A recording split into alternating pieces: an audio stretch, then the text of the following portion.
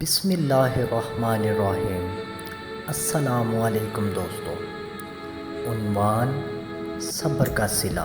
عبداللہ Sudan کے ایک گاؤں میں رہتا تھا۔ وہ ایک غریب اور مفلس مگر دیندار شخص تھا۔ عبداللہ کے 2 بیٹے تھے۔ ایک دن اس کی بیوی نے کہا، اس دفعہ ہم قربانی کی سعادت ضرور حاصل کریں گے۔ میں نے کچھ پیسے اس نیت سے جمع کیے ہیں۔ عبداللہ سوچ میں پڑ گیا۔ جب پیسے جمع ہو گئے تو عبداللہ 9 ذی الحج کا روزہ رکھ کر قربانی کے جانور کی تلاش میں منڈی پہنچ گیا۔ اس نے ایک تندرست و توانا بکرا خریدا اور گاڑی پر لاد کر گھر کی طرف روانہ ہوا۔ راستے میں گاڑی خراب ہو گئی۔ ڈرائیور ابھی خرابی تلاش کر ہی رہا تھا کہ یکا یک بکرے نے رسی چھڑوائی، گاڑی پر سے چھلانگ لگائی اور دوڑ لگا دی۔ عبداللہ کے تو اوزان خطا ہو گئے۔ روزے کی حالت میں تھکن سے چور، گرمی کا موسم اور دوپہر کا وقت، وہ بھی جانور کے پیچھے بھاگا۔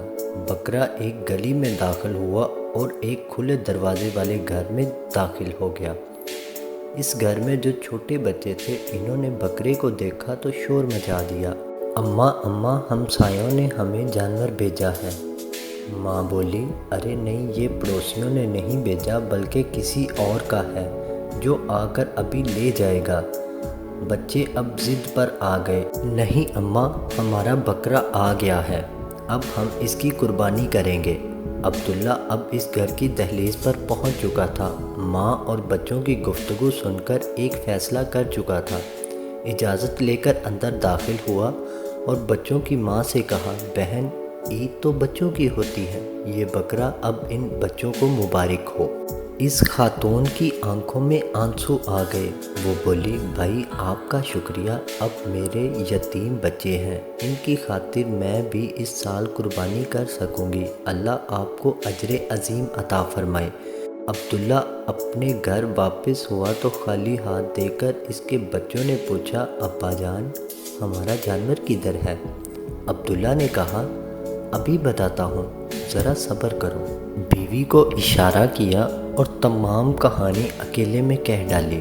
وہ بولی، اچھا کیا، مگر اب ہم کیا کریں گے؟ عبداللہ بولا، میں اپنے دوستوں سے مدد مانگتا ہوں، خیر ہوگی انشاءاللہ۔